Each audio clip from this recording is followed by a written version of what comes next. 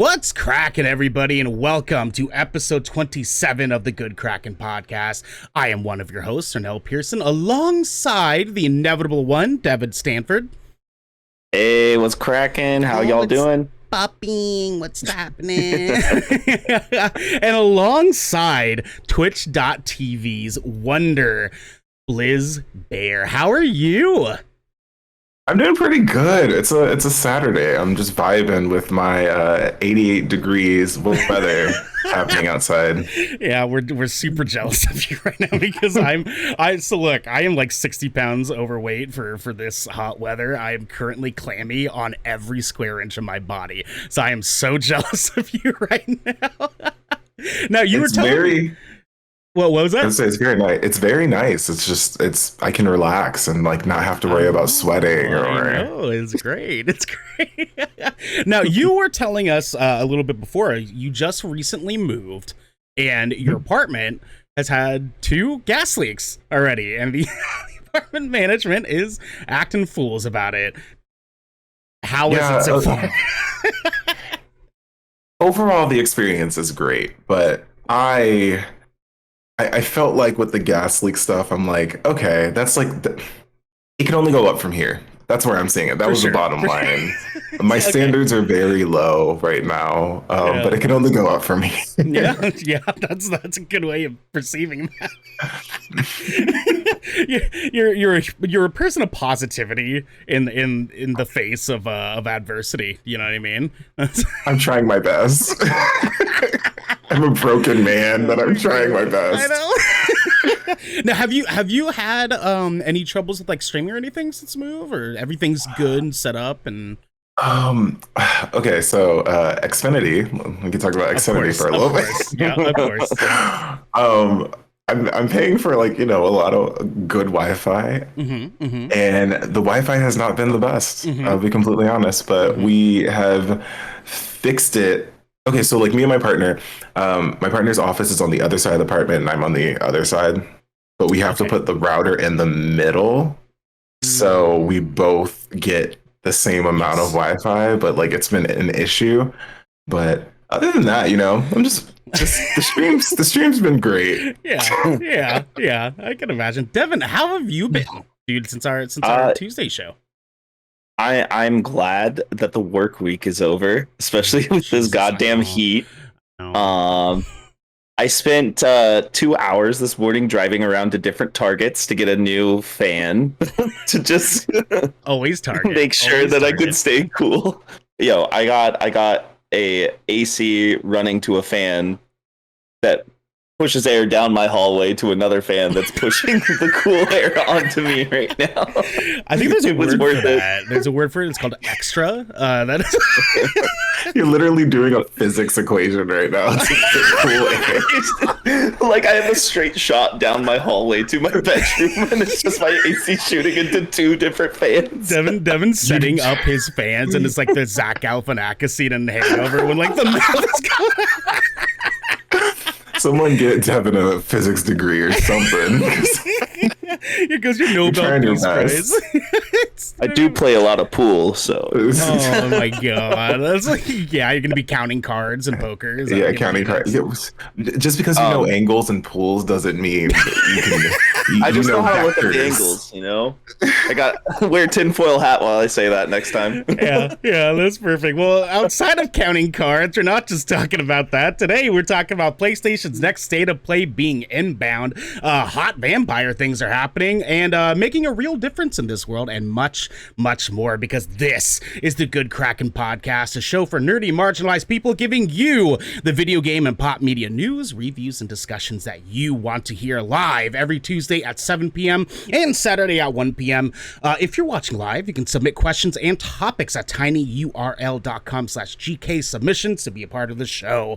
If you're having a good time so far, you can watch us record this show live and ad-free by following and subscribing right here at twitch.tv/goodkrakenshow. If you have Amazon Prime, you also have Twitch Prime. We would love for you to give that to us or to give to the lovely BlizzB3ar here to help keep us pushing content out for all of you listening or watching at home. If you've emptied your pockets for the latest and greatest in entertainment, though, that is totally fine. You can catch our episodes on your podcast service of choice at 8 a.m. the next day. But you can also support us by going to our YouTube channel, by clicking the link in the About section of our Twitch page, and clicking that beautiful bell and big red button, or by subscribing to our podcast channel by searching Good Kraken with an exclamation mark and leaving a review there. Devin, couple little planner things before we dive into the fun stuff here.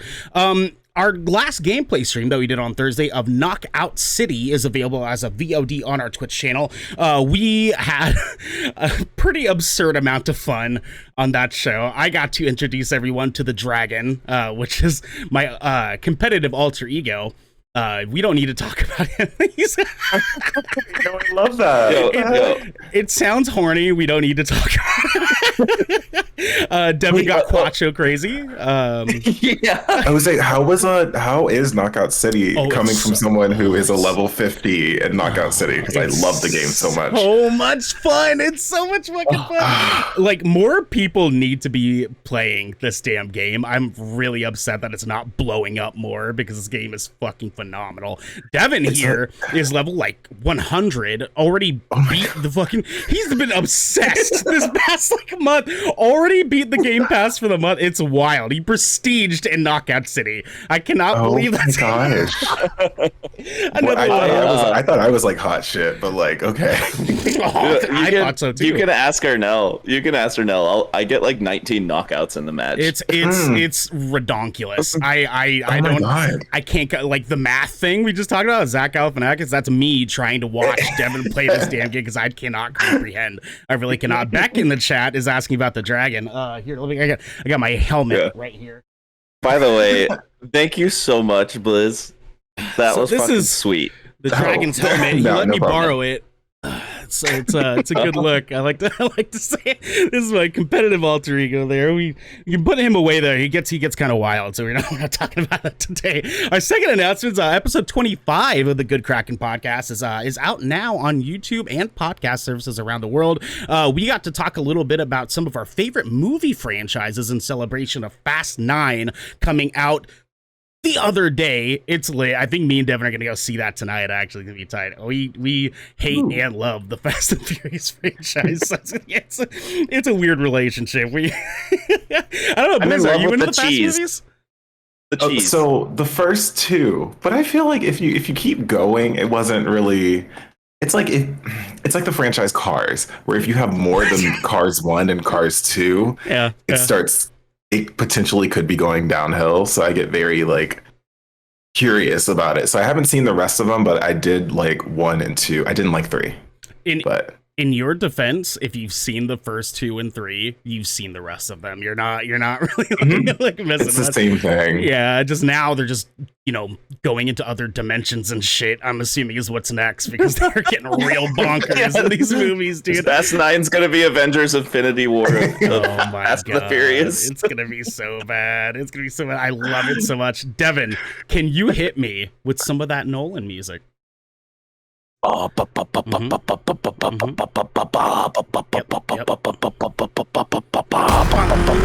did it early again, damn it. There we go. Lizzie didn't hear it, but I got a Nolan horn that plays during the show.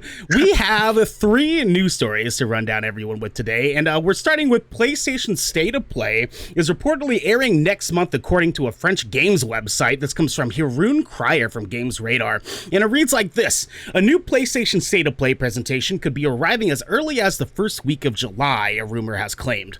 Just yesterday, on June 24th, French outlet Jeux Video. I don't speak French, so I'm going to assume that's Jeux Video. As far as like my French and media is connecting that to, published a report claiming that a new PlayStation State of Play presentation could be airing on July 8th. The outlet's claims appear to be partially based around a comment posted to Reddit by an anonymous user earlier this week, who claimed that the new State of Play would be debuting on July 8th. While that's not exactly rock solid foundation for the claim, it is somewhat backed up by recent comments during the Summer Game Fest. During the showcase on June 10th, Hideo Kojima debuted a trailer for Death Stranding Death Stranding director's cut, excuse me, a re-release of the 2019 action game with all new added content coming exclusively to the PS5. Immediately after the trailer for Death Stranding's director's cut revealed the re-release, host Jeff Keighley commented that we'd find out more over the coming few weeks, indicating that there would be another presentation focusing on the game that would delve into greater detail. This forthcoming presentation could be a PlayStation State of Play showcase, and the time window of a few weeks does line up with what Joe Video is claiming. The new rumor, about the State of Play presentation set for early next month actually comes off the back of a separate rumor. Just yesterday, several self-professed insiders, quote-unquote, claimed that story-based DLC for Ghost of Tsushima was in the works called Ghost of Ikishima, which I'm stoked for. That's gonna be tight if that's true. One insider claimed that this unannounced DLC was roughly the size of Spider-Man Miles Morales in relation to the original game, and is targeting a release later this year on PS5. Joe Video mentions that this DLC was supposedly debuted during the State of Play presentation on July 8th. Blizz, are you a console gamer, or do you pretty much like focus your gaming on PC? So that's actually funny. I started my Twitch career off of an Xbox One, directly streaming from Xbox One. Love it. I played like Stardew, Dead by Daylight, Friday the 13th. So I even have like an Xbox controller that I play with my PC now because I'm mostly just a console gamer at heart. And even transferring from PC to transferring from Xbox to PC, I find it hard to use keyboard sometimes. So if a game is controller compatible, I'm like all for it. Big same for us too. Big same for us. Because I know like Devin's the Xbox guy here. I'm the PlayStation guy here. So I'm really hyped on this stuff like this. Have you gotten a chance to play Ghost of Tsushima yet? I haven't, but I've watched a lot of mutuals playing it on Twitch, and it's very story in depth, but also it has some kind of, I guess it depends on the person, but it has some moments of hilarity or moments of humor for me where I'm just like, oh, this is funny. I would actually probably enjoy playing this, or I'll have like a himbo moment while playing the game when something serious is happening. And I feel like I would really love it, but it seems really cool. Definitely does. Yeah, it's a beautiful game. It's a lot of fun. Devin, did you get a chance to play it? I have not played it, but what I did want to say is what also came out of that Ghost of Ikishima rumor is that Ghost of Tsushima might be releasing on PC as well, just like Days Gone, Horizon, and Death Stranding. So if it comes out on PC, I will get that right away, and I will play it with an Xbox controller. Oh, touche. Yeah, I'm really excited about this because obviously Sony was not a part of the relatively recent E3 presentations. Did you have any sort of like Sony release that you would be excited for, Blizz, to come out of a State of Play for the summer announcements this year? I don't think so. I'm not really that much of a Sony fan, to be honest. I just watched a Sony movie apparently, and it was really good. But like, which was it Spider-Man? Was it Spider-Man? No, it was the Mitchells versus the Machines, or something like that. God, I've been meaning to watch it. Is it good? That movie, yes, I cried. I cried. Oh, damn it! I need to watch it. It's so good. There you go. So good. Yeah, me and my kiddo have been planning on watching it for a while, but it's just been such a busy past few weeks, and I haven't got a chance to jump on that yet. Oh my god, I need it. Thank you for reminding me. I need to go watch that. Yeah, there's like obviously there's a lot of different things I feel like people are excited for the State of Play. Like God of War is a massive title that people are like thinking that we're probably gonna get some gameplay footage of that, since God of War Ragnarok is being looked at for early next year. I know there's a lot of talks about this Ghost of Tsushima stuff, potentially talk of The Last of Us getting their sort of like multiplayer mode announcement potentially, which I know is another popular thing. Devin, do you have anything on your end that you're excited about for this, or? Well, since I do plan on getting a PS5 whenever they are available, I really want to. I want to see more of Forspoken, the Square Enix game. Did you see that? Yeah. It looks beautiful. It looks fun, and it just looks like one of the craziest like worlds to explore, especially with the traversal in that, how you can glide and dash and like almost like fly through the air. It's yeah, I really want to see more about that game. Really, really bad, actually. Did you see that trailer at E3, Blizz? I didn't, but I'm honestly looking it up right now because like it's like it's. I think Sony's like starting to understand that people really enjoy like having a woman protagonist in the story that's not dependent on having like a man relationship, which doesn't. I obviously haven't played it; they haven't really shown enough, so I don't know if that's the case. But the traversal in this looks great. The animations look great. It is a black woman, which is awesome. Having a by POC like lead is fucking incredible. We need more of that in our fucking world. In the trailer, one of the first things she says is that a fucking dragon? Which is also incredible. And the answer is yes, it is a fucking dragon, and this just sold me. So yeah, that's another one actually. Yeah, Devin, good call on that. I'm excited to see that one too. That's so beautiful. Yeah, oh my God, that's so beautiful. Oh my God, I'm so excited to see that one.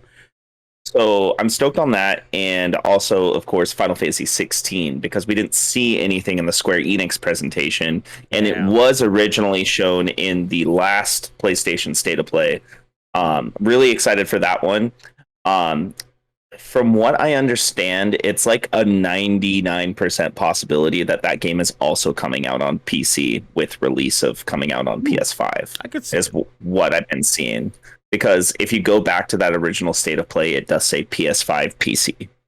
So, and it says all footage. I think the footage was captured in engine on PC too.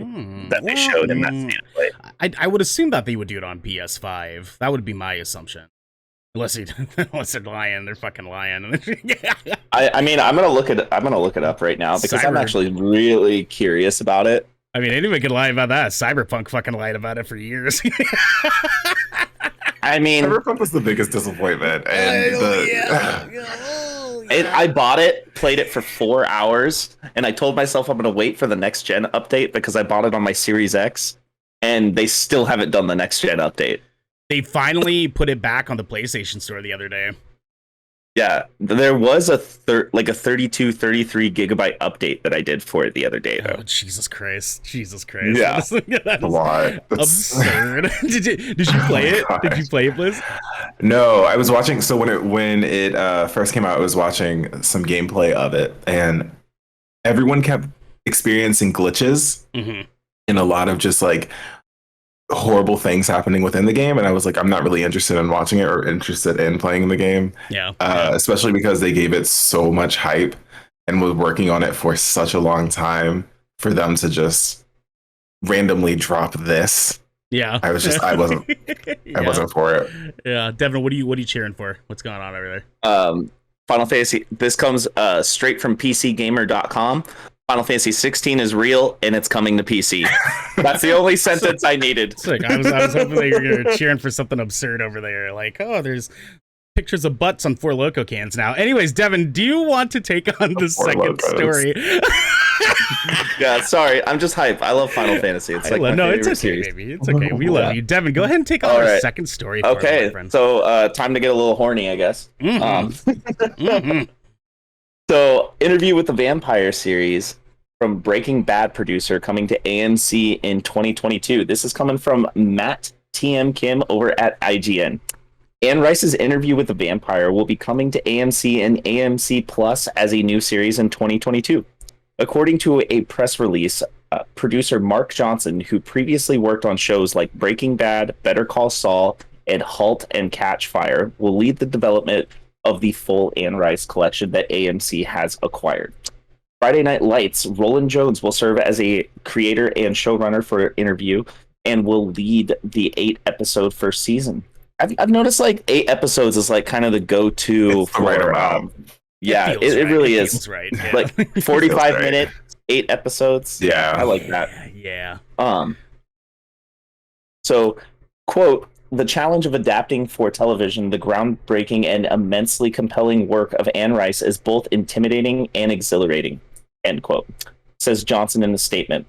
In 1973, a grieving mother and extraordinary writer began what would become the finest vampire novel ever written. All respects to Mr. Stoker. And Jones adds, nearly 50 years later, we know what's expected of us. We know how much this book and the ones that follow mean to the massive fan base. AMC announced it acquired the rights to Anne Rice's novels in 2020 with plans to turn the Vampire Chronicles into an interconnected TV universe. That's interesting. A vampire verse? Yeah. I'm down. Yeah. I'm down. Yeah. I'm all for it. Yeah. I mean, I love True Blood, so... Oh, dude, we need more vampire content for sure. Yeah. I grew up in a household where if you didn't watch Blade 3 17 times in a row, then you're not. Yes. So Blade 3, I love Blade. I love everything about Blade. I got some questions about that here at the end of this, but let me continue this real quick. So AMC's president of original programming, Dan McDormand, says that Anne Rice series will sit alongside The Walking Dead and an upcoming Agatha Christie adaptation as part of a growing library of the franchises for the network. Given the numerous spin-offs AMC has produced for The Walking Dead and the size of the Anne Rice collection, the network seems eager to expand the vampire universe as far as it can go.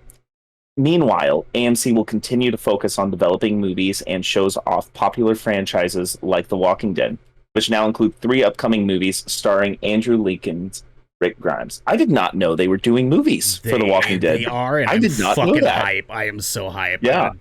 Big Walking Dead fan. Anyways, so vampires, guys, this is sexy. I'm down. I'm so down. Now, Blizz, little funny story for you. So I have some family that live in Canada, and specifically an aunt and an uncle.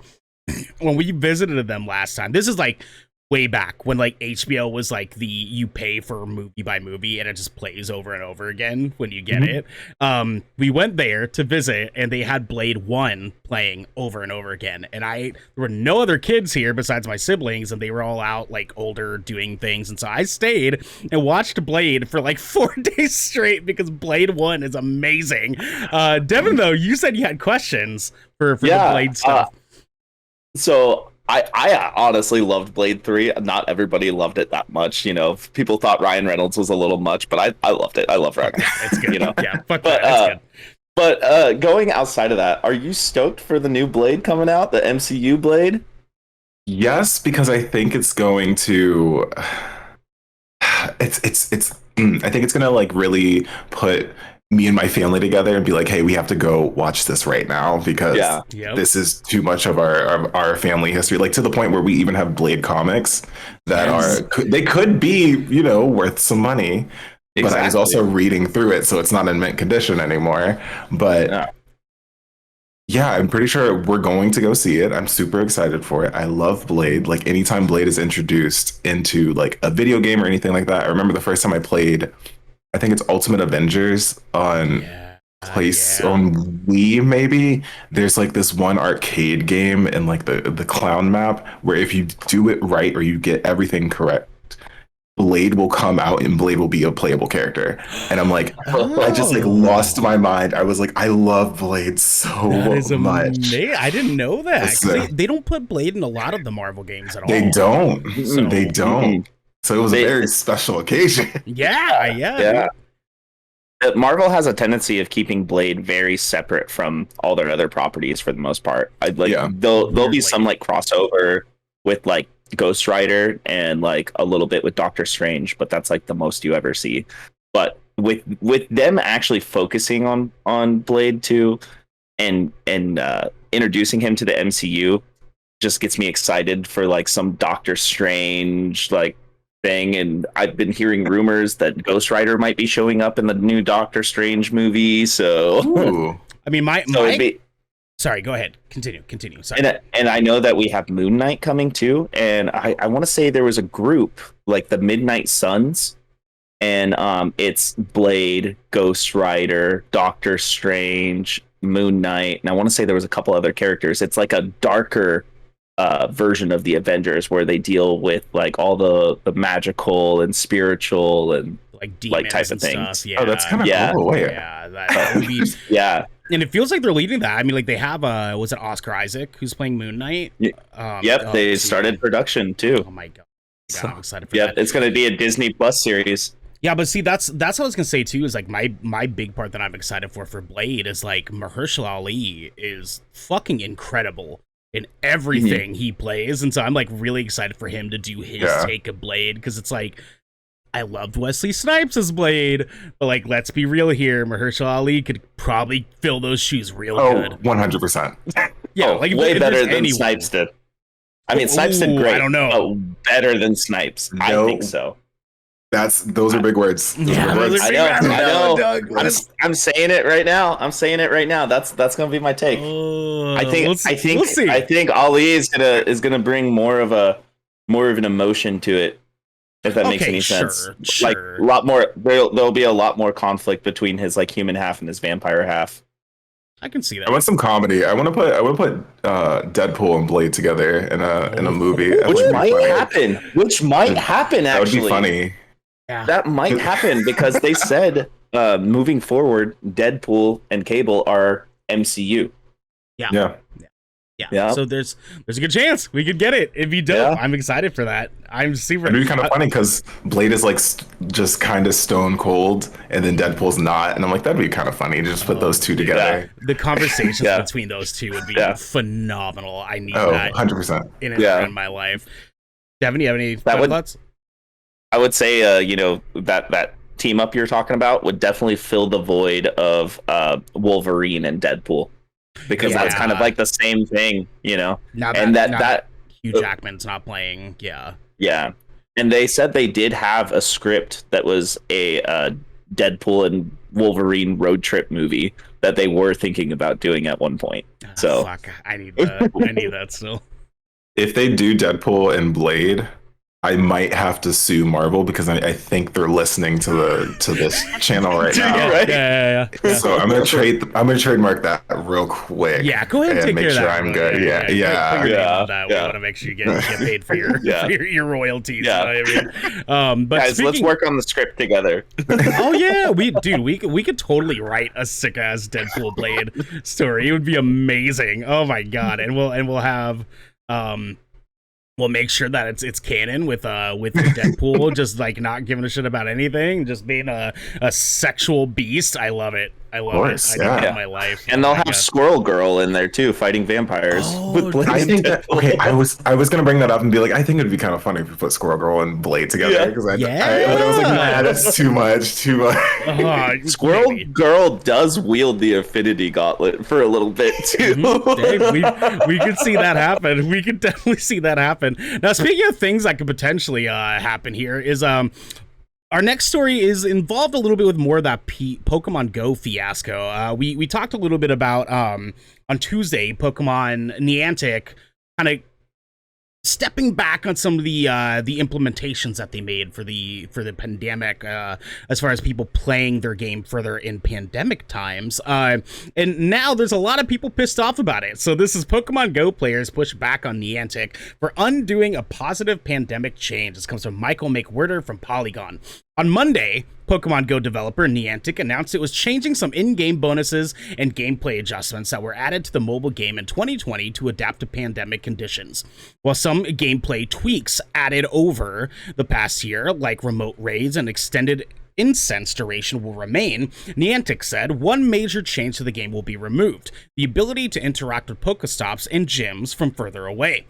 Pokemon Go will return to the pre-pandemic distance, about half the current distance, required to interact with a Pokestop or gym later this summer, initially in the United States and New Zealand. That means players will have to get closer to real-world locations in order to spin photo discs to earn items and battle in gyms. That particular change was met with overwhelming negativity by Pokemon Go players, many of whom praised the mobile game's increased distance interactivity as a game-changing quality of life update when it was added last year. On the game's major Reddit communities, the Silph Road and our Pokemon Go, players have been speaking up and calling on Niantic to rethink its planned change to distance interaction, not just for convenience sake, but for accessibility reasons. An online petition asked Niantic to keep the increased Pokestop and gym interaction distance is approaching 75,000 signatures. Reached for comment, Niantic reiterated the list of new and remaining bonuses that Pokemon Go players will see in the game, and stressed that the interaction distance change will be rolled out and tested over time. Regarding the reasons behind the change itself, Niantic offered the following statement. Quote, going outside and spinning Pokestops and gyms is important to our mission because it encourages exploration of the world. These locations are local points of interest in a community and could be historical landmarks, art installations, local businesses, and more. Last year, we increased the interaction distance to nearly the length of a football field. It's tough to discover new places at this distance. We're going to revert the expanded interaction distance in countries and regions where it makes sense to help restore the focus of the game on exploration and discovery. End quote. Blizz, were you a Pokemon Go person? I was when it first came out. I was in college at the time, so our college was actually a gym. And a Pokemon gym. Wow. we had multiple, we had like, I think 3 stops, 3 Pokestops that you could like just, go around. And it was a really small college, like in the woods and on the water. So it was actually really cool to have to play it. But yeah, I am a big Pokemon fan to a certain point in generation because it's been getting wild recently, but they have an ice cream cone as a fucking Pokemon now. I'm not mad at that because that would, as BlizzB3ar, I would be okay with any ice Pokemon. I feel like it's okay. We'll allow it. Yeah. Okay. Yeah. So I'm kind of in the same boat. I was telling Devin this on Tuesdays that like I played it hard for like 4 or 5 months. I was out and about talking to people. I had no fucking clue who they were. I was out in the streets of Portland late at night in areas that I probably shouldn't be at late at night. And just hanging out at skate parks and shit, which is also something you probably shouldn't be doing late at night when you look like I do. And it was so much fun, and like people were talking to each other and communities were building, and it was a great time. And like then like I'm in the same boat as you, or like generationally speaking, like I'm kind of restricted myself to like the first 3 generations, and after that I'm just like anxiety. And I just can't wrap my mind around the extra 500 there's so much. That's the thing. I started with Pokemon Crystal, so I'm a Gen 2 baby all the way, and that was the first Pokemon game I've ever completed. So I think the furthest I've ever gone was probably Gen 5, and then I stopped because I was like, there's just so much that you can incorporate now. I don't even know how many Pokemon there are. It's probably over 1,000, right? But it's like 800, something like that. It's 800? It's still absurd. It's still Devin fact checks us on this. So much. It's a lot. And now it's like what I told Devin too is like a big part of Pokemon Go sort of like falling off the map for me was when I started realizing how easily you can catch legendary Pokemon, which just didn't sit right with me. Because like every game, my entire childhood playing the Pokemon games, I worked my ass off to catch these legendary Pokemon, and now you're telling me Stacy down the street can just catch one in 20 minutes? That's bullshit. I hate it. I hate it so much. I don't really. Hey, but don't bring Stacy's mom into this. She's got it going on, my dude. It's wild. Devin, what are your thoughts on these rollbacks? Like, I'm sure we could assume that they were probably going to do this when the vocal majority, quote unquote, came in here to whoop their asses a little bit. Where are you on this? So before I go totally into that, there's 898 Pokemon. Jesus Christ. That's like 400 too many. That's as many times I've cried this year.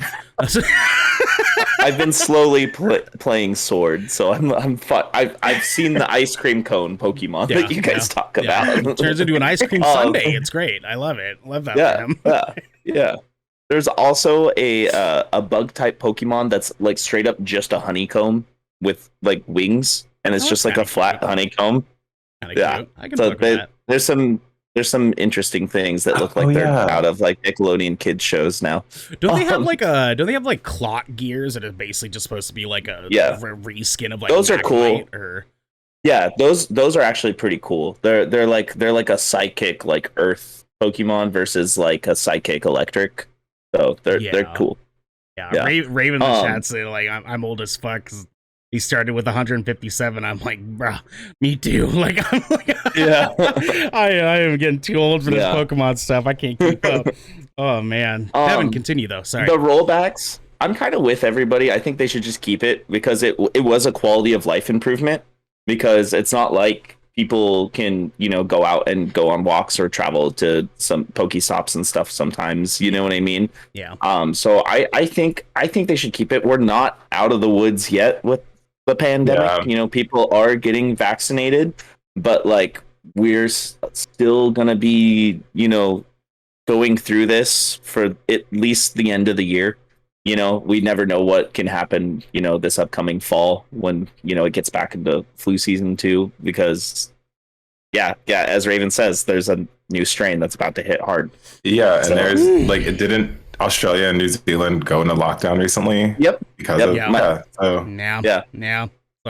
My cousin lives in Melbourne and they're in lockdown right now, and like he was showing me pictures when they were at the grocery store and there was like no food anywhere. Yeah.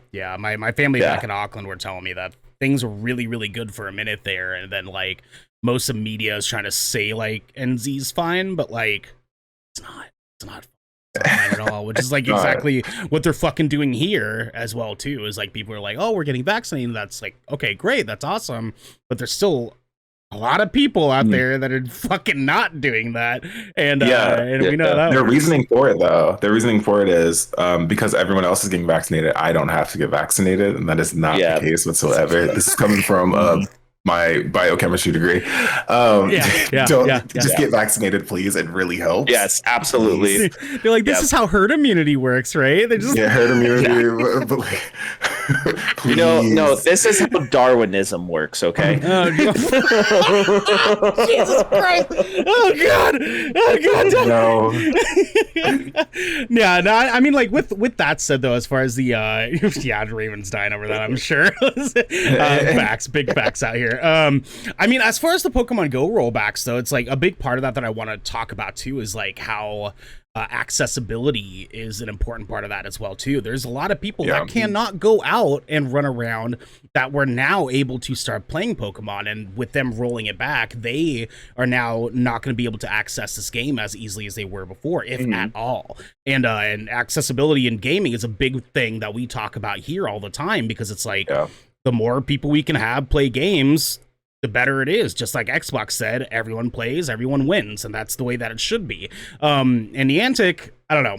I feel like there's gonna be enough people that say, "Yo, what the fuck," for them to be like, "I ain't fine, for fuck's sake, fine." Yeah, you're gonna go down in numbers. I mean, if you are decreasing the amount of accessibility that your game has, not a lot of people are gonna play it anymore because it's not the game for them, or they don't feel comfortable either going out in the world or like visiting a Pokestop here and there. So they're going to see their numbers decrease if they're doing this, and then they're probably going to make the change. Hopefully they make the change back to an increased like range.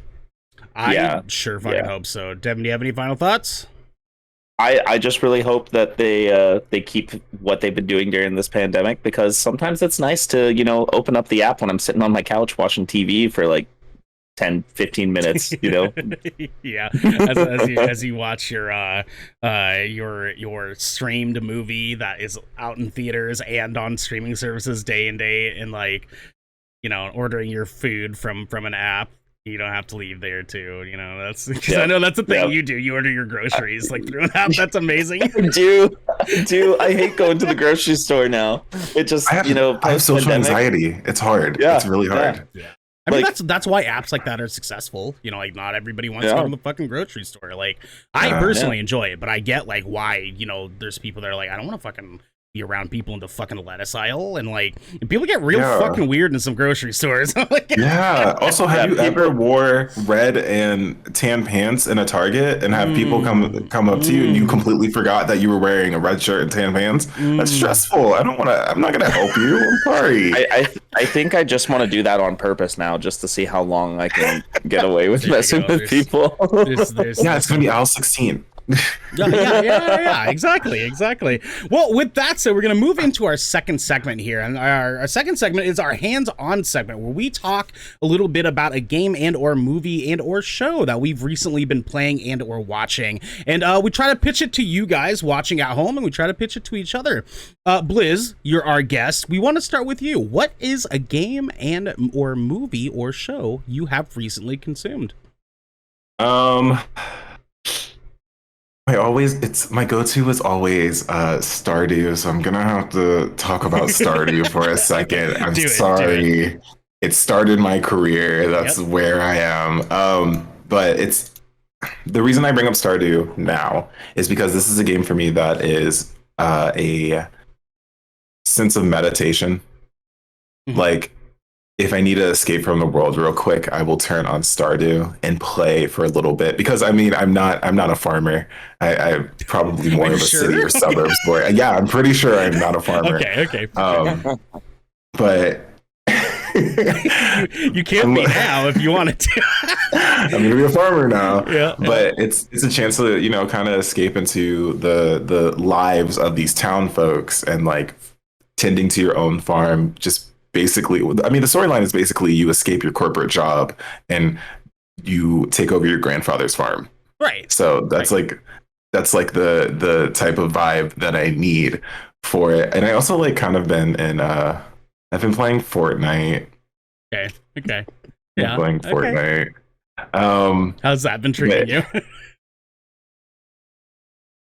There's a thrill to it. Okay. You win one time, you get sucked in. And then when you lose, you still get sucked in. There's something about the game that is very cartoonish, fun, pleasing to the eyes, like color wise and everything. And they've incorporated a lot of cosmetics that include like inclusivity and like just a lot of representation in there. And I'm like, this is such a cool game.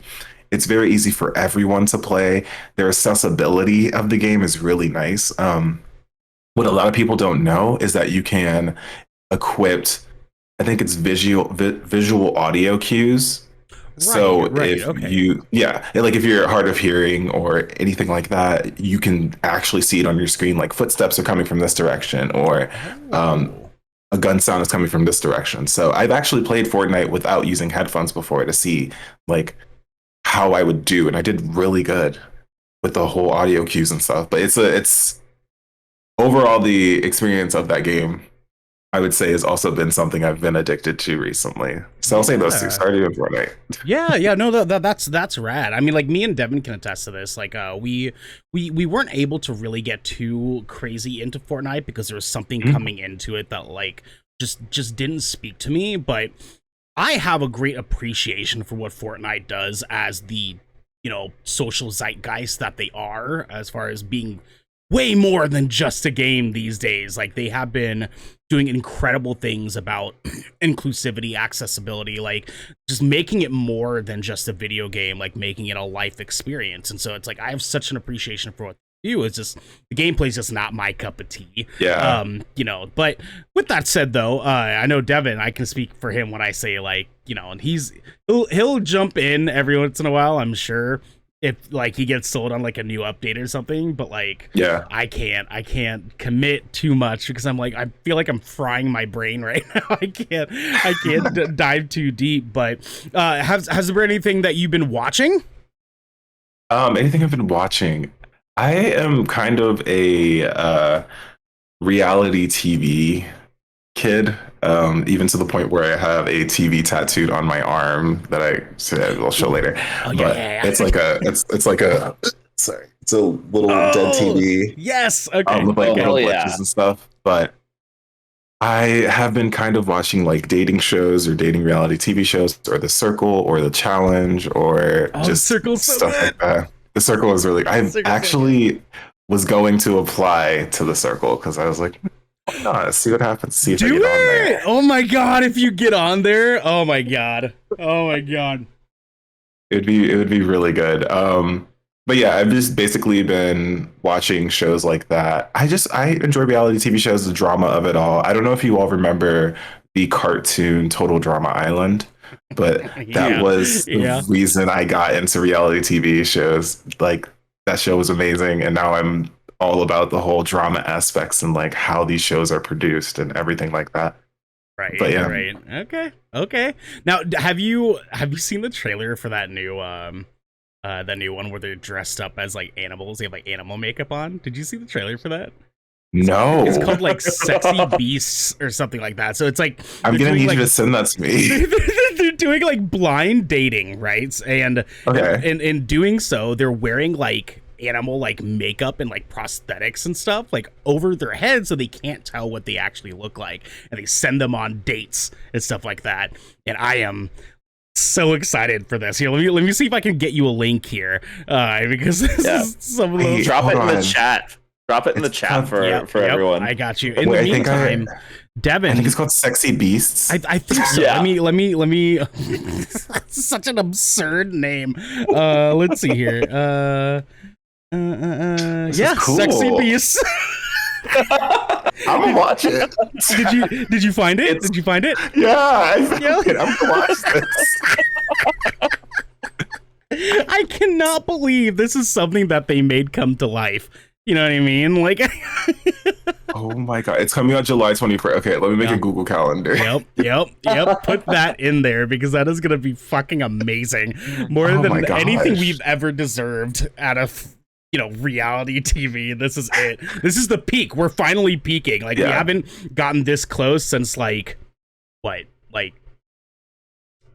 early MTV days, like the early 2000s. Like we had which ones did we have? We had the one with like Bret Michaels, which is dumb, but the Rock of Love or whatever. Rock of Love, horseshit. Oh, there was the Flavor of Love. Oh my god. Yeah. Tila Tequila. Oh yeah, Tequila. Oh, no. Did they do like multiple seasons of that?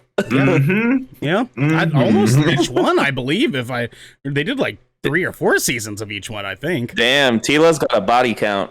I mean, power to her though. My concern is more so her weird alien stuff she's been talking about lately. And anyways, we're derailing. I didn't want to go diving into that. That's a whole nother story. Devin, what have you been playing and watching, my dude?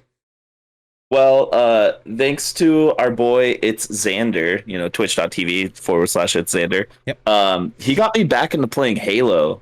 And he's been getting a group together every Friday night, and we've just been doing custom games on Master Chief Collection, and it's been awesome. We've been having about like 10 people together. Oh my god! You got a whole 10 people in the group? Yeah, it's been fun. We're trying to get it to a point where we can have like 16 people together on Friday nights. We usually start like 6 p.m. Pacific Standard Time, 9 p.m. Eastern is like when we start doing it. And it's just been a lot of fun. Like I even had the bass player in my band, Tyler, he came over last night and he was playing it on my Xbox behind me while I was playing on my computer because it's crossplay between PC and Xbox as well. So it was just a lot lot of fun last night. Liz, you look like you're hyped on this.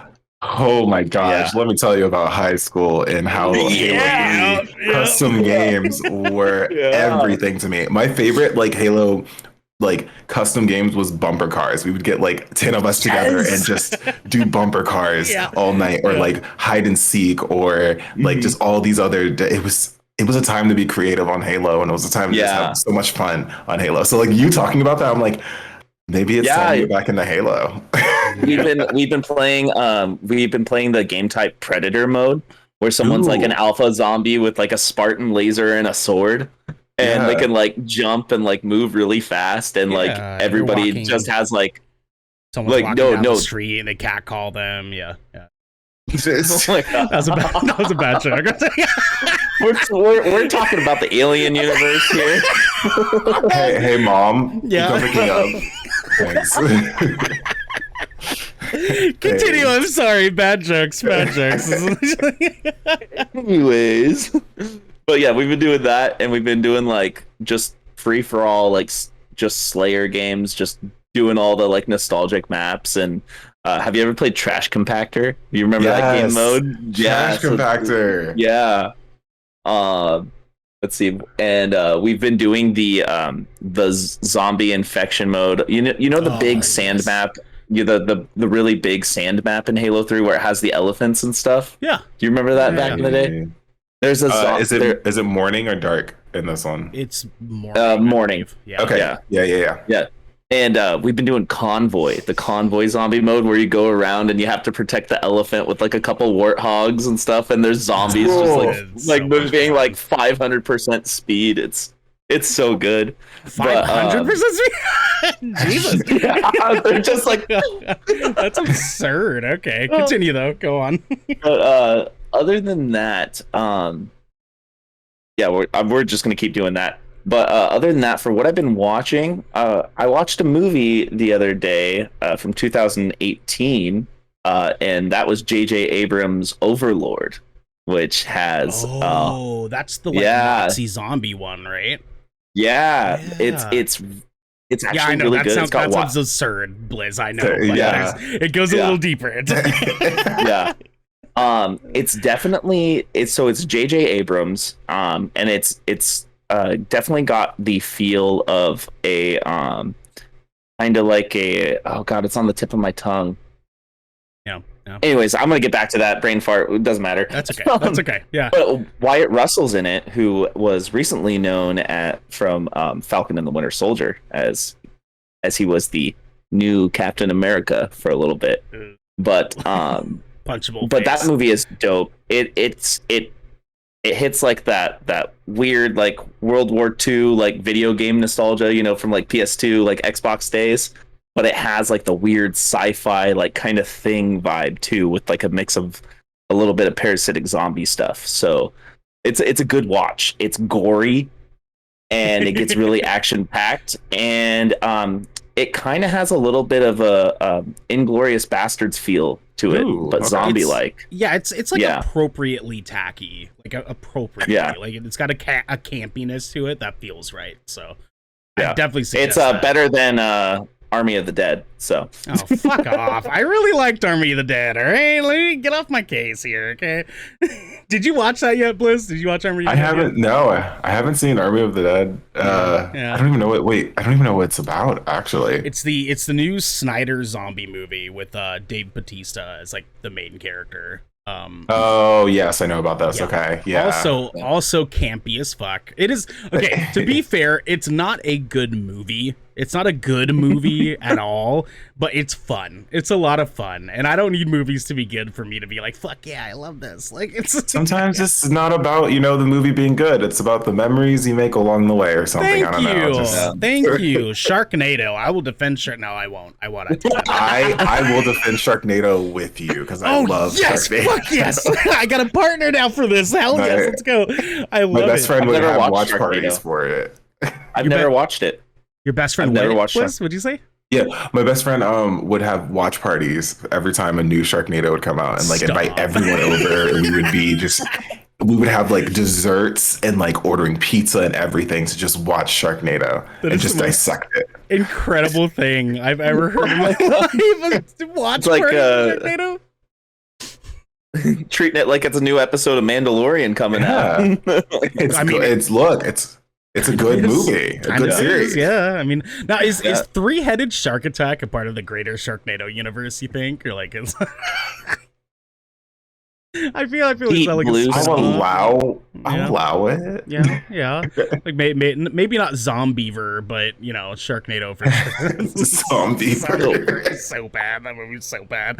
Anyways, Going off the rails a little bit on the Sharknado, I did just download Man Eater on Game Pass, where you play as a shark and you eat people. I was watching Achievement Hunter play that. It was it's a very interesting game, and you're basically just causing chaos, so it's going to be a fun time. Yeah, it was sort of a like console take of that old like mobile game that you could do like basically the exact same thing, just a little less chaotic. But I loved it. It was a good game, and we could just pretend it's a Sharknado game. We'll just pretend that it is. That's exactly I'll allow it. Yeah, there you go. I have the final say. Blizz is the lord of Sharknado. That's the rules here now. Yeah, sounds about right. God, we need a little like neon sign behind you that says Lord of Sharknado. I'm gonna make something for you. Just you wait. It's gonna be great. Devin, is there anything else? It's gonna be Blizz flying through a Sharknado, riding a shark through the shark. It's gonna be amazing. I didn't get that tattoo somewhere. Hold on, I need to to write that down. That's gonna be my next tattoo. Oh my god, please get it. I gotta find a tattoo artist who will allow this. Oh my god. Blizz riding a 3-headed shark. Yep. With Jason Statham fighting it like it's the Meg. It's gonna be amazing. Devin, is there anything else you've watched? Yeah, I mean, baby. But what's your call, Blizz? Is the Meg part of that universe? Yes, everything is a part of the same universe now. Even Marvel's in this universe. Oh, fighting this. Yeah, it all comes full circle. Shit! Holy shit! Blade versus the Meg. The Dark Knight Rises. It's Bane fighting sharks. Do you still swim? Like I don't. Oh my god, Devin, is there anything else? I was born in the ocean. You merely adapted to it. I hate it so much. Devin, is there anything else you've watched? Obviously Loki. Yes. Yeah. Yes. Yeah. I'm so behind on Loki. I'm so sorry. It's only 3 episodes. Yeah. I literally have a Loki staff that I made for a Halloween costume, or a scepter that I made for a Halloween costume, and even like Loki cosplay. But I'm so behind on everything. It's only 3 episodes. You have time to catch up. They're very, very fun. Very, very good. I don't know if you. Little spoiler alert, I'm sure you've seen it, some people talking about it. They finally canonized Loki being bisexual, which is rad. Actually, technically 2 Lokis. You can get into that though. You will see. It's rad. It's rad. Devin, continue though. Sorry. Other than that, nothing else really. It's just been a busy week. Yeah. Lot of Knockout City and Halo. And yeah, for sure. Knockout City is so good. It's such a good game. It's so much fun. It is. Fun, I know. That's also a game that has representation, like really good representation, especially. I know my partner has their character with a hearing aid, and there's a tattoo behind that says like no sound. It's the no sound icon, like behind their ears and everything. That's awesome. It's so amazing. Yeah. That's rad. Yeah. Oh my god. So cool. So Devin knows this about me. Like I am hard of hearing. I have to wear a hearing aid when I'm not having headphones in my ears. So having that representation is fucking rad. But they really have been cool. They really have been killing it though. Like not even just that too, but it's like all the stuff that they were doing to celebrate Pride, just giving it for free.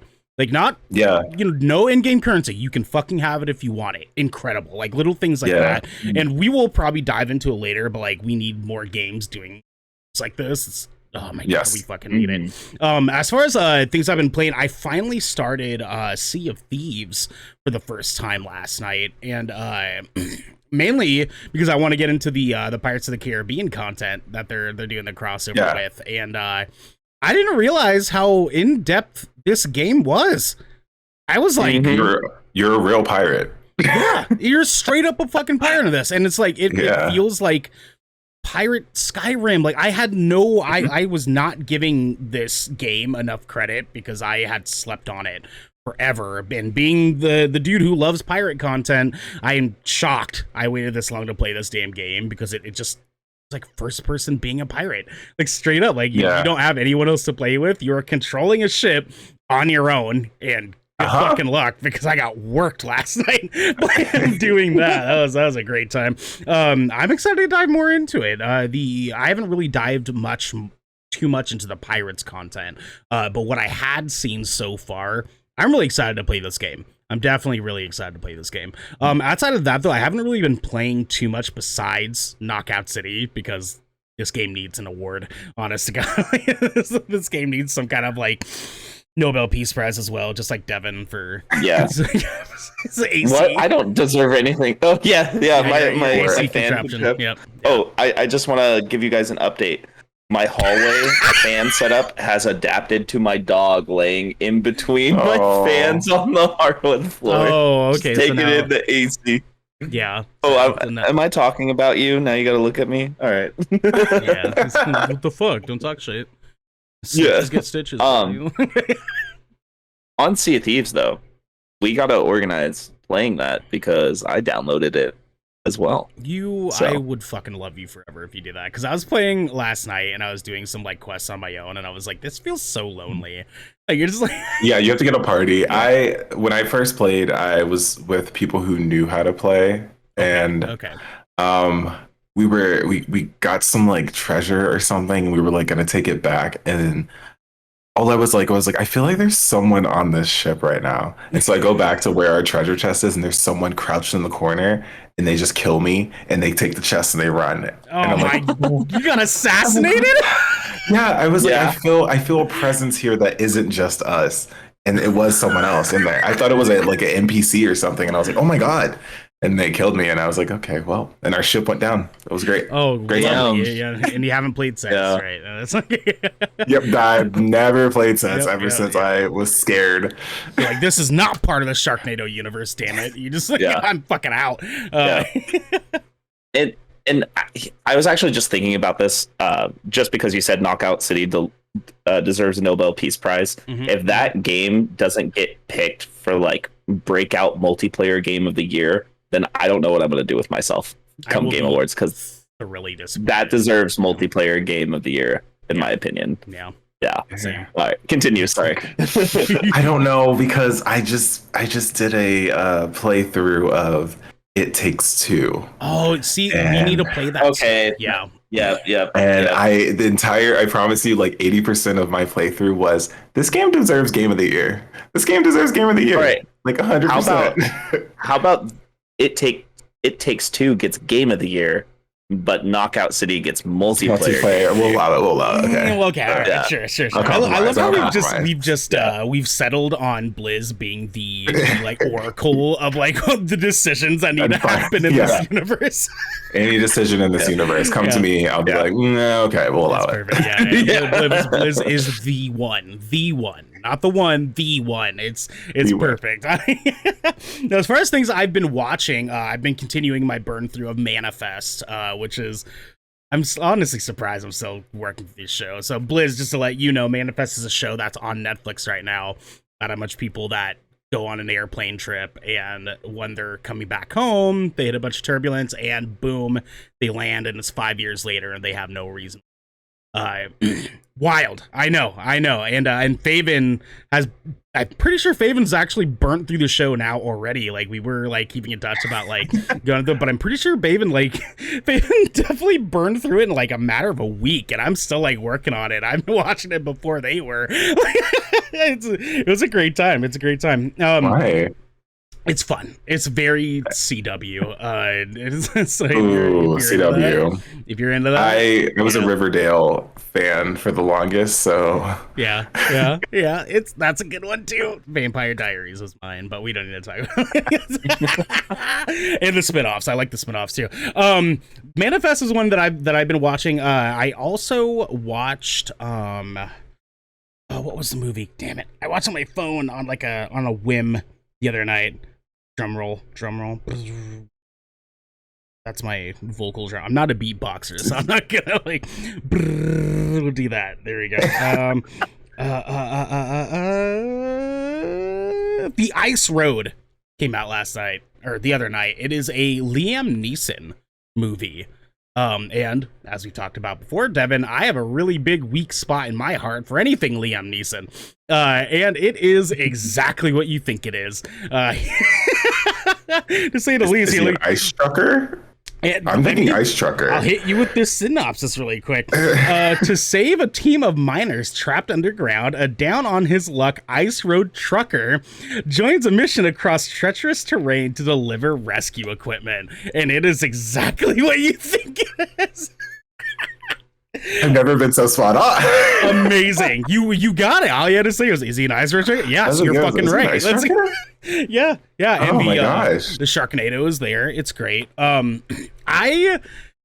If you're in if you're into the super fucking like Netflix B movies, this is like chef's kiss. Like, this is the peak of Netflix B movies at this point, because Liam Neeson's been doing a lot of really weird like B movies lately. Like, he just did one where he was like an old guy living at the border of like Texas and Mexico, and he was like gets involved with some kid trying to cross the border, and he's trying to help the kid get to Chicago. It's wild. That was a really good one too. Definitely recommend that one. I'm a Liam Neeson stan, so let's just take that for what it is. It's great. I recommend this one. This one was fun. This one was definitely fun. It is as classic Liam Neeson as it gets. But other than that, though, I feel like that's kind of all I've been doing this week, because it's been hot.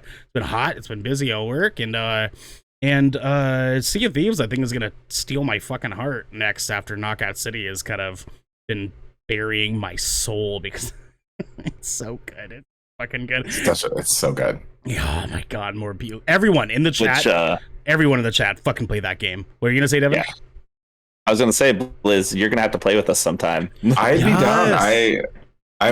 It's cross-platform too, right? I'm pretty sure. Yeah. So I'm down. Oh my god! Oh my god! We fucking need it. Anyway, speaking of Blizz here, playing video games, we're gonna move into our third segment, and this is where we talk to our lovely guest all about being our lovely guests and who they are and what they're about. And Blizz, for the lovely people at home, could you start by telling everyone who you are, what you're about, what you're doing, what your favorite ice cream is, and your social security number? Yes. Okay. Well, I'll start with the social security number, because I know that's the most important. Yeah. But hello. Yeah. My name is Blizz, pronouns he, him. I like to play video games and stream. Just kidding. Okay. So I am a variety content creator, or a variety streamer, who focuses on creating a safe space for the queer community and BIPOC community. I just like to, sit down and vibe with the homies, like I like to call it. There are times where you'll see me sitting in front of a camera and I am just talking for 6 hours on accident, or actual times where I'm playing a video game that I want to show people, or just kind of relax with people while farming in Stardew or anything like that. Or it could be a crime stream where we sit down and we look at forensic crimes and just talk about it and react to the wild things that are happening in there. But yeah, that's basically my entire thing. My favorite ice cream flavor is double strawberry, and yeah. Ooh, okay. I think that's everything, Matt. Yeah, all right. Well, sick. That's amazing. First off, double ice cream is one of the better ice cream, because regular strawberry is not enough. It's not enough. You know what I mean? It's not not enough. They have the little bits of strawberry, but it's never quite enough in there. My first I want question, a whole strawberry in there. Just a whole just a whole plastic containers. They have the strawberry. Yeah. Just dump the whole fucking thing in dump there. Dump the whole in there. Don't even cut it up. Yeah, I bet Devin's favorite flavor is something like Rocky Road or some stupid shit. You know what I mean? No. Hold on. Let me get one more guess for you. Tell me. Mint chocolate chip. That is one of my two favorites. I was going to say mint chocolate chip. So, yeah. Okay. Yeah. So what is your chip favorite? Is so good. My favorite is Reese's peanut butter cup with cookie dough. Ooh. And vanilla, like a vanilla ice cream with like the half like little Reese's peanut butter cups. And like the Ben and Jerry's like cookie dough core, where they mix that all together. It's so good. I just had it the other day. I love you so much. Yeah. I love you so much. Well, Blizz, my first question that I have for you here is, what were your reasons for wanting to start streaming? All of us get into this content creation stuff for a reason. All of us have some weird journey we go on. What is yours? Okay, so for me, it was, I am a product of the pandemic. I've been streaming for a little bit over a year. I just celebrated my streamiversary, I want to say the 18th. And yes. Thank you. But the reason I wanted to start was because of the area that I was in. Growing up, there's not really a lot of queer Black individuals or queer people of color, so there wasn't really a lot of people who had similar experiences that I was dealing with, especially my IRL friends. They don't know the shit that I was experiencing day to day, and the kind of hate that was happening in the world. They didn't really get it. So I came on the platform wanting to find a community like that and putting that type of energy out into the world, hoping to get that in return, because I believe in, if you give out positive energy, you are able to get positive energy in return in some amount. And that has happened to me, which I'm very thankful for. And also, some of my like Twitter friends or Twitter mutuals were getting into streaming as well. And I was like, oh, let me try. So I started with my Xbox One, and I was like, I have no webcam, but if y'all want to watch me play Friday the 13th or Stardew Valley, I got you. I'll be there, and we can have a cool conversation and everything. But yeah, since then, it's just been a full-time thing for me, which has been a wild adventure. Yeah. Okay. Yeah. That's amazing. Especially in a matter of a year. Like that seems to be. Devin, I'm sure can attest to this. A majority of our guests that we've had on have been doing this just around the start of the pandemic too. It's wild. There's a lot of us. There's a lot. I've actually seen like because I've talked to creators who've been in the game for a hot minute, but ever since the pandemic happened, you started noticing a lot. You started seeing a lot more representation on Twitch, to be honest with you, because a lot of us didn't realize this platform existed and didn't realize that we had a space on this platform, and now we are making sure that we have a space on this platform. Hell yes. Since we're here, we're like, hell yeah, we're gonna make sure you know we're here. So fuck yes, I love every single bit of it. Devin, go ahead. Yeah,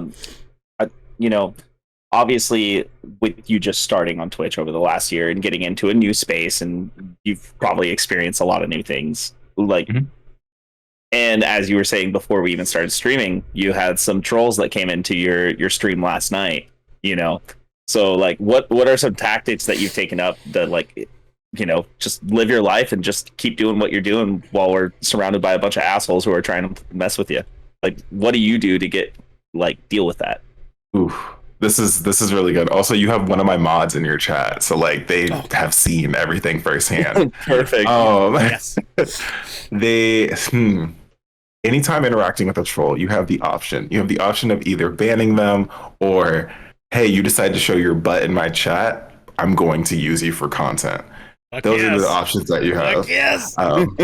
And so we think about it for a little bit. We think about it for a little bit. We hand out bands like candy. Yeah, my mods have been trained into, if you don't walk into my chat saying something positive or something, respectful, you're getting banned. We have no time for this.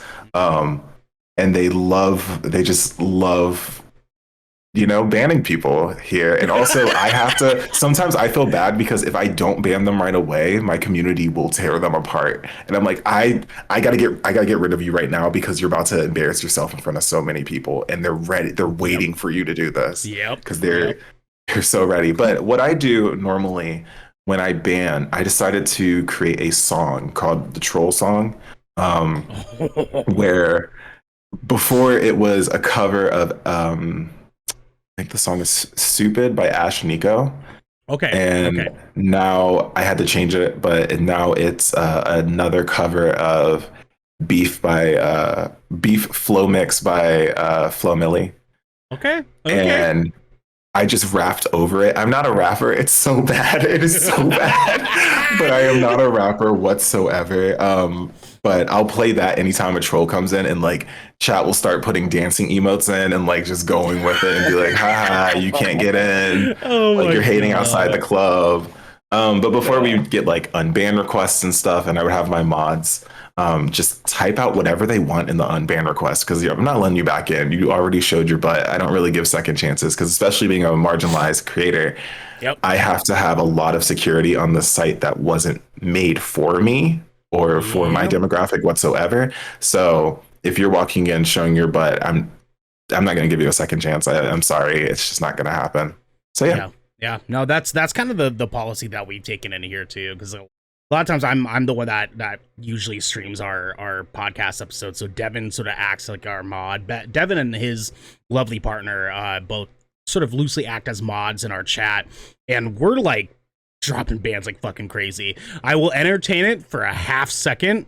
Like we had just somewhat recently, someone came in the chat during one of our episodes when we had Island Style on.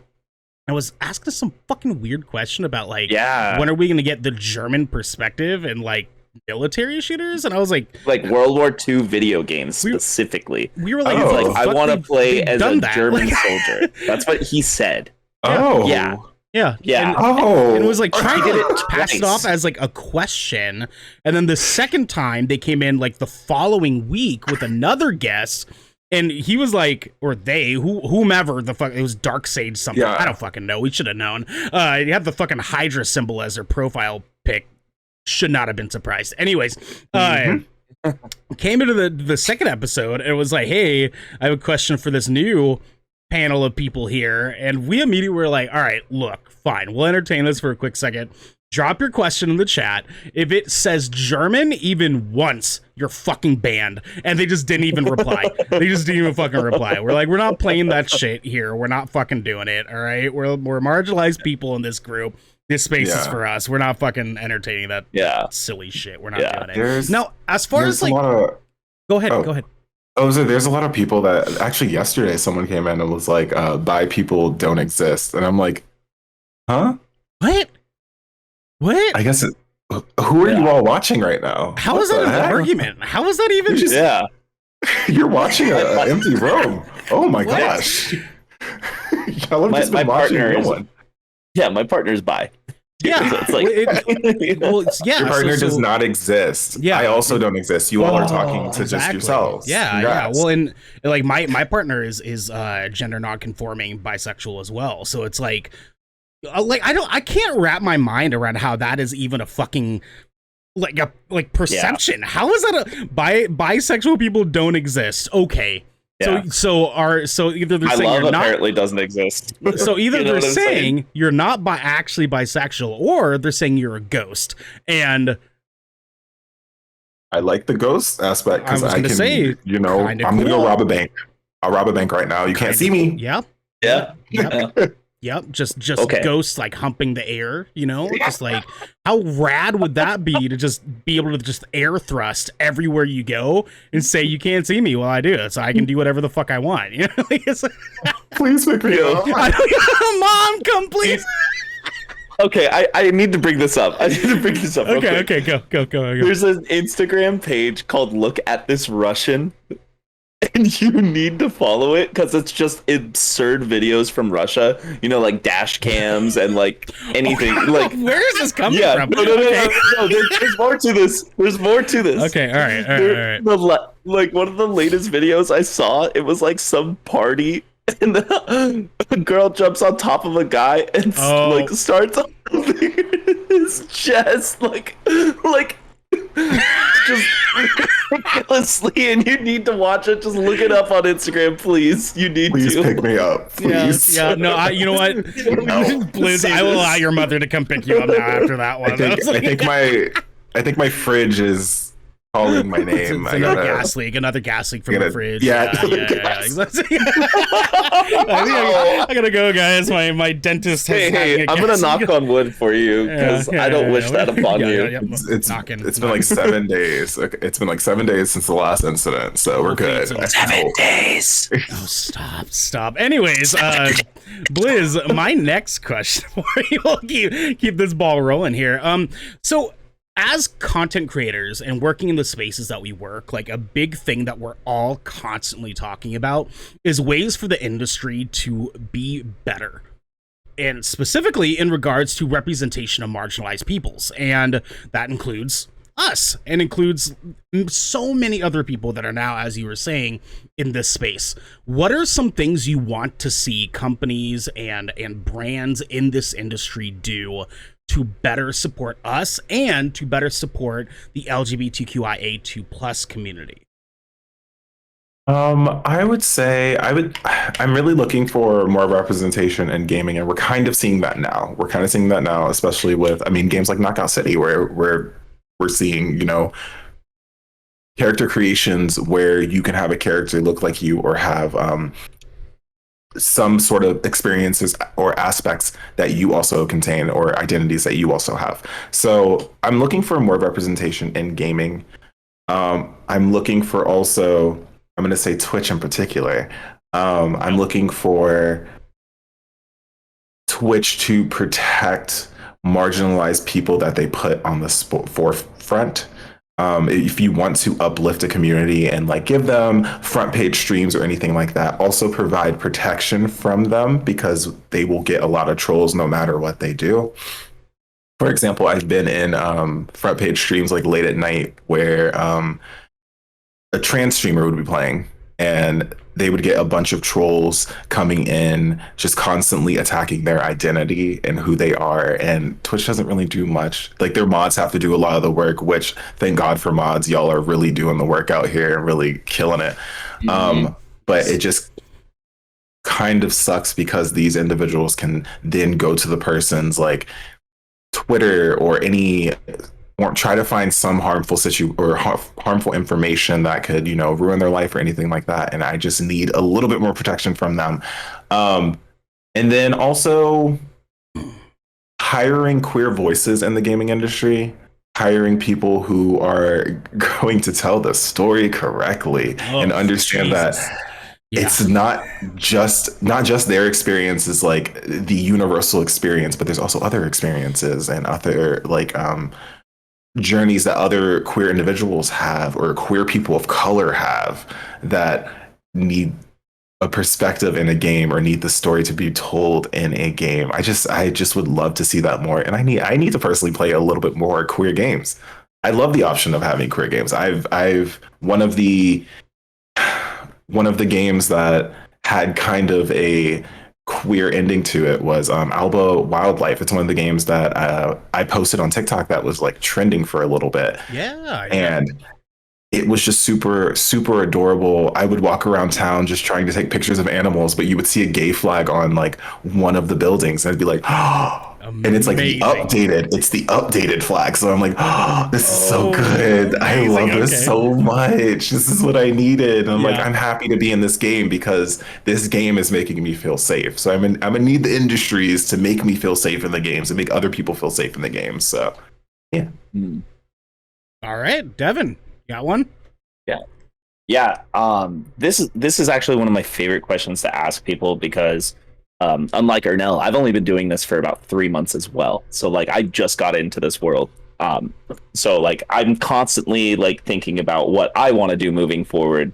And I love hearing what other people's goals are. So like what's your big picture goal moving forward in your career as a content creator? Is this something you see yourself doing for the ultimate long term until like you don't want to anymore? Or is this get attacked by the Sharknado? Yeah. And then you end up riding the shark and controlling it and making all the decisions for what game is good and what game's bad and what game deserves awards, right? And then they hire me as Blade in a movie. Holy shit. Oh yeah. You'll be Earth 4th. You'll be Earth 313.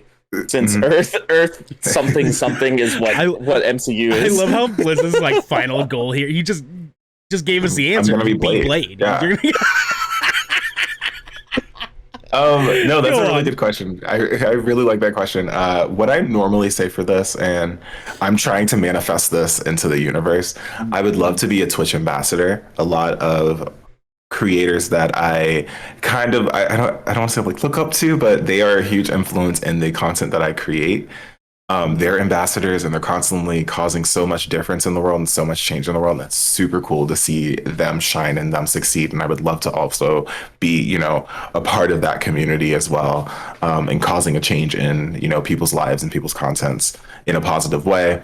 I would also like to, I would also like to just shoot my shot a lot with working with a bunch of just creators who I used to watch growing up on YouTube or anything like that. I've been working with like Tyler Oakley and playing video games where I used to watch Tyler Oakley on YouTube and I'd be like, holy heck, like now we're homies and playing Fortnite together or playing Dead by Daylight together, and that's super cool. So like constantly shooting my shot and being like, hey, I would love to play games with you and my community would love to hang out with you, and let's, work together on something cool and something positive, or just even work together in making a couple people laugh. That's it. Yeah. So yeah, just a couple of that stuff. Well, that's a pretty fucking good goal to have. I mean, like it's kind of like where we all are, really. It's just trying to like make a fucking difference in this world. I mean, like that's the biggest reason we started doing Good Kraken ourselves, is like wanting to, because me and Devin have done music more particularly than content creation as far as this side of things is concerned, and we both gained a following from our music world for the past decade. We wanted to give creators even more of a platform to be able to talk about things that are actually fucking important. You know what I mean? Because in this industry that we're in, there's thankfully a rise now of a lot of people having the conversations that need to happen and having the conversations that are actually valuable when it comes to this industry. And it's rad. It's rad to have these goals that you're having. And I know that, like, I've briefly mentioned to some people before, like, I've been really excited to have you on because you've been killing this content creation game. You've been killing this, and finding out you've only been doing it for a year. Are you fucking kidding me? Like, you've been nailing it, dude. It's been a wild ride, and I constantly talk about it because I quit my job February 2nd and then got Twitch partnership February 5th. And it was a situation of closing one door and opening another door afterwards. And I was like, holy heck. And ever since then, like, I've been growing so much, like, even to the point where my mods are like, there's a lot of us here. How did we get here? Yeah. And I'm I wish I could tell you, but like, this community has been growing a lot, but it's also just an amazing community, like a place to just hang out, learn together, love together, and also just exist together, which is the biggest thing, especially coming from a pandemic standpoint where the world is constantly on fire. This is a place where the world is not on fire. So like, people like that. And I guess people come in because of that. So yeah, that's awesome. You've been doing it, dude. You've been doing it. Devin, you look like you're about to jump in for a second. What were you saying? Oh, I was just going to say, Portland's literally on fire right now. So not with your new technology that you're developing currently with your fan. Oh yes, my hallway fan tunnel. Yeah, the hallway fan dog fan tunnel. That's what we're looking at. Also, Beck B just said you got sponsored from Adidas not too long ago. So I mentioned this yesterday as a announcement. I'm doing my first ever sponsor stream tomorrow. Okay. And it's from Adidas. Holy and they've been like, I know, I was like, out of all things, Adidas, and they were like, hey, we have a bunch of like Pride stuff we would love to send you. So they sent me some pretty cool clothes and like these pretty cool socks that I didn't tell Chad about, but it's all like Pride theme and everything, and that's amazing, really awesome. But yeah, it's my first ever sponsored stream, so like I've never done a sponsored stream before. I've had like organizations send me stuff. Like Angry Orchard has sent me so much alcohol. They're speaking to our hearts. Even, like they sent me so much merch to the point where, hold on, there's like a koozie somewhere here. Yeah, okay, yeah. Or bars of soap. They sent me like shirts, hats, all that stuff, but like nothing like sponsorship stuff or anything like that. But this is my first one, Adidas. I really didn't think I would get this far, but I'm dropping a hype in the chat. Let's go. So Devin knows I am an Adidas hype beast myself, so you're living my dream right now. Like, so bad. They're super nice and very easy to work with. And they were like, I've heard. They basically just want me to talk about representation in the gaming industry, and sports industry, and entertainment industry. And I'm like, that's perfect. I love that. Let's do that. Yeah. So I'm excited for it. Yeah. Adidas now and soon Cheerios is net 625. I just want Cheerios I want Cheerios to sponsor me, but I don't know if I'm family friendly enough for them. But I hit them up and they were like, no. And I was like, okay, thank you. I just want to shoot my shot. Thank you so much. Thank you. Hey, appreciate it. When it comes to shooting shots, the worst thing you hear is no. And as long as you know that's a possibility, then it's fine. It's like that's like what I do with music. Sometimes it works out and all of a sudden I'm on tour, and sometimes it's like no, and I'm like, okay.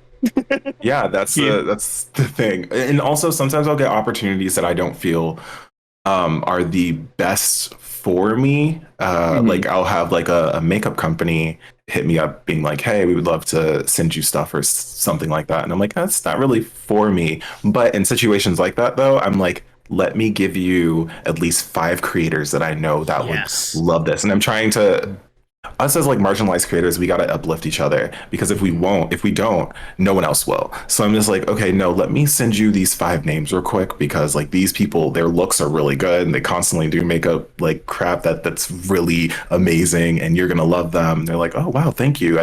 I was looking for some suggestions. I didn't know where to start. And I'm like, I got you. If you need any more, hit me up. I have lists. So yes. constantly just sending opportunities to other folks. Like, not everything's going to fit for me, and I know that, but I don't want an opportunity to go to waste at all when I know that there's someone who could definitely do justice to the job. So yeah, no, you're absolutely right. Like marginalized creators, we have to stay tight knit with each other, because we're all protecting each other from everything else out there, and that's kind of the only way that we can really do it until the world fucking figures out how to treat us as fucking people. But sure, yeah, you know. My next little question for sorry, you were gonna jump in for a second. Go ahead. Oh, me?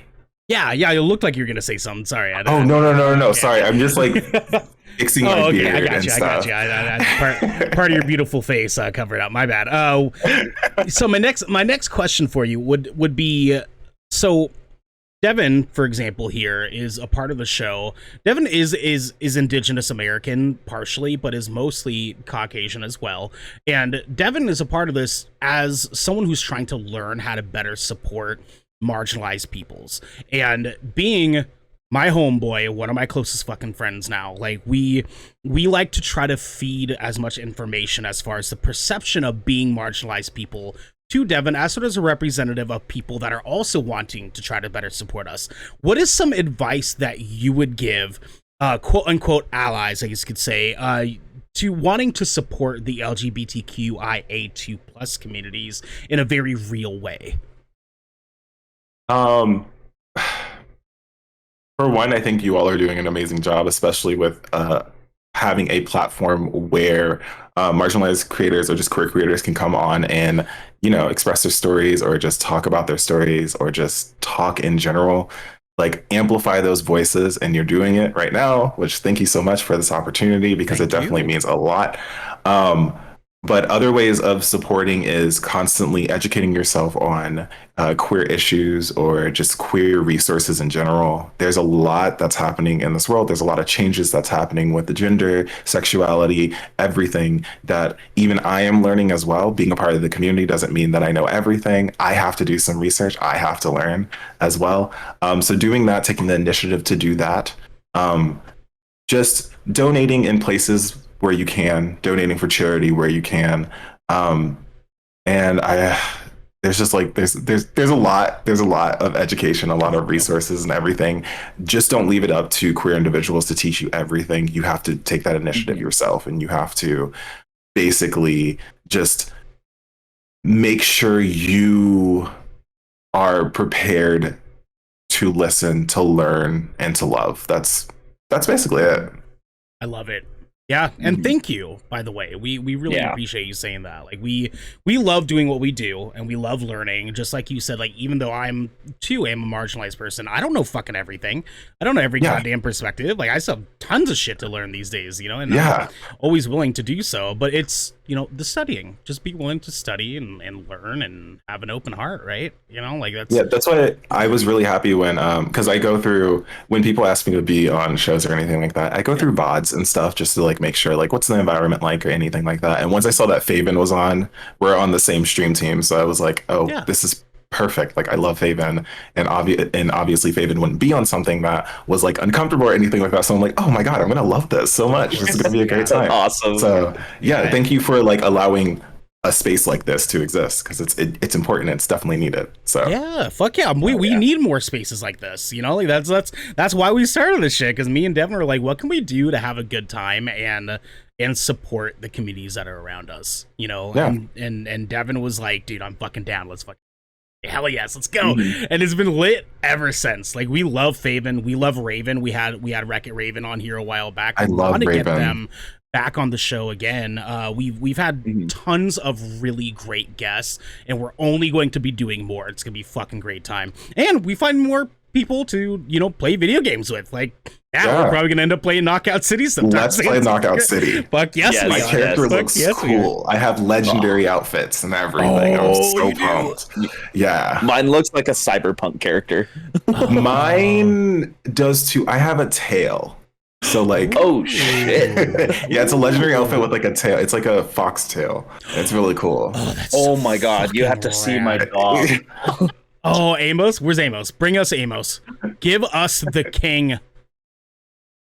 Come here, baby. Come here, baby. We love you. We love you. Hello. Amos, Oh my baby! gosh. Our little fluff. Look at you. Oh Hello. my god, Amos. He's so needy sometimes, and other times he just wants So nothing to do needy. with him. Look at the baby. Look at him. The Valiant King. We love it. Anyways, Amos. Oh, I love him so much. Anyways, we enjoy doing this, and we're very thankful for you and all of our guests that we've had doing this as well.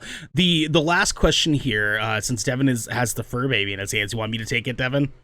Yeah, go for it. Go for it. Okay, cool. So the last question that we have here is the last question we usually ask all of our guests, and sort of a universal sort of thing here. But what is one thing you think is vastly overlooked when it comes to being in your community, the LGBTQIA2 plus community, that you think everyone needs to know?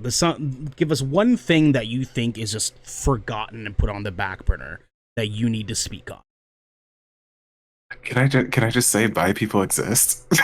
Well, yeah, you can, because apparently they don't, I guess. Like, apparently they don't, and I'm so confused right like, now. I had with no my idea. entire Like, I had no idea I didn't exist for such a long oh time. my god, who would The have things thought? I would have done. No, there's a lot of something that gets overlooked is there's a lot of communities that fit within the, I call it the bi plus umbrella, which encompasses pansexuality,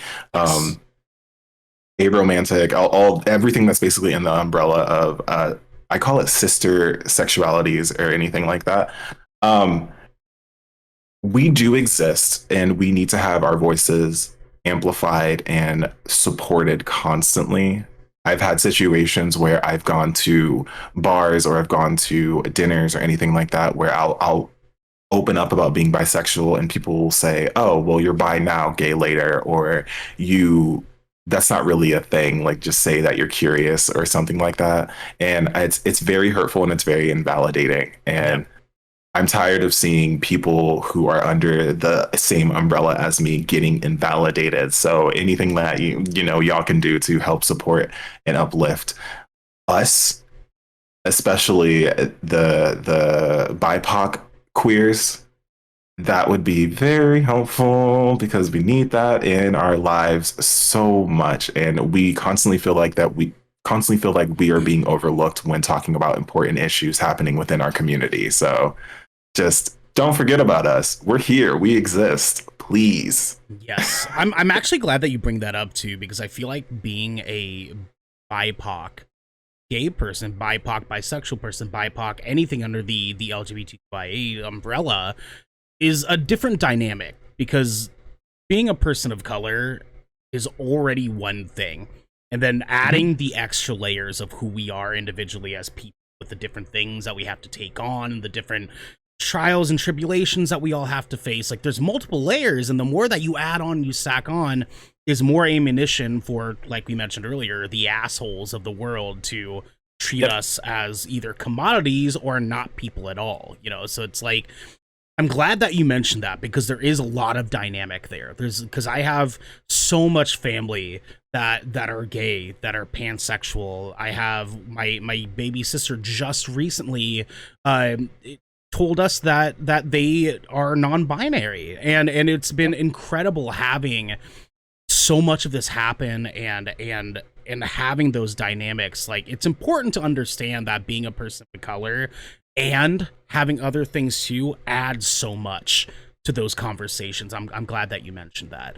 It's so different. It's so different, the experiences that we have, and it's something that needs to be talked about and something that needs to be in the dialogues of what's going on today. So correct, because I mean, I can attest it took Mama some time to really get used to knowing that her kids were part of these communities, and we're having these realizations of gender and sexuality and living the part of that life, because a big part of island culture has not really recognized those things for the beginning of fucking time. And I know like my sister's husband has a lot of family, like siblings and stuff that have come out themselves, and it was hard for their family to really get attached to that. And he's black, and he was explaining to me that like a lot of his, like half his family sort of like split up because there's a lot of different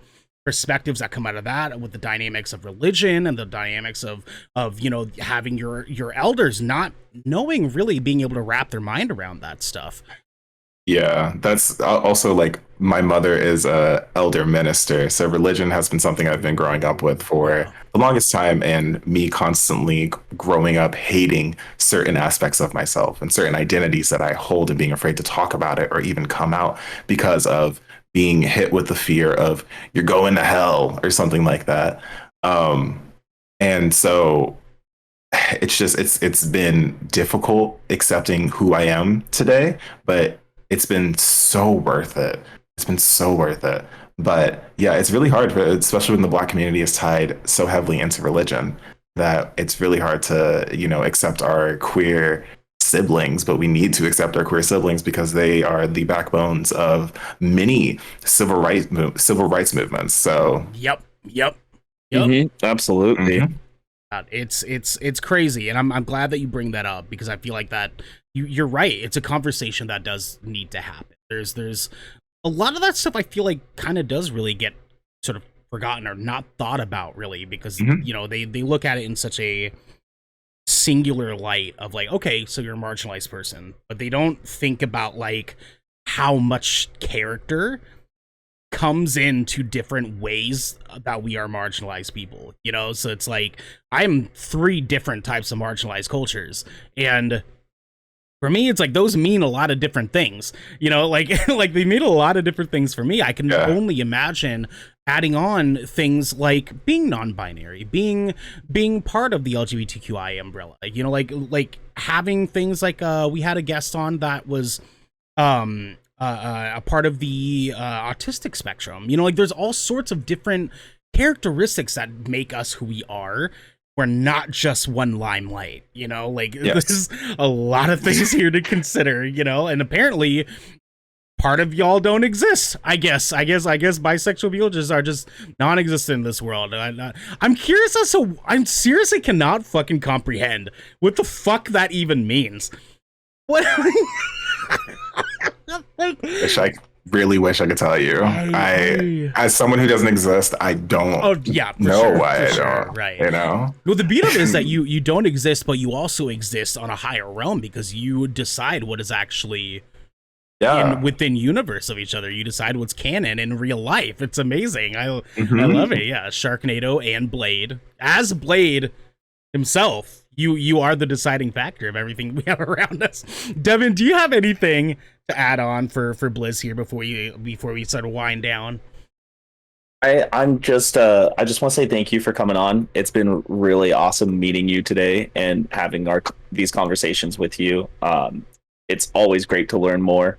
I thrive on that, honestly. And we need to play some Knockout City.